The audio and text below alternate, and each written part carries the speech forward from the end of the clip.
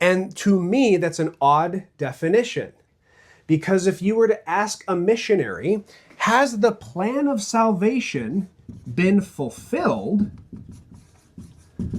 They're going to say probably that question doesn't really make a lot of sense. And I'm going to go as far as to say that this is not just an LDS like pause moment.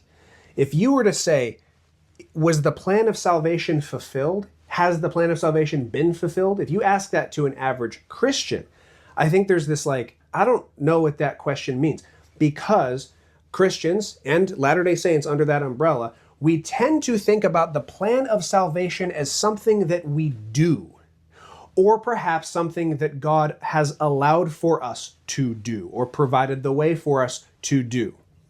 When in reality, technically speaking, the plan of salvation is something that God has done for us through the atonement of Jesus Christ. And that's why when you look at the definition on LDS.org, it says, yeah, the good news is that the plan of salvation has been fulfilled through the atonement of Jesus Christ. The plan of salvation is something that's already been done, but we tend to think about it as something that is actively being done. So there's a little bit of a rub there.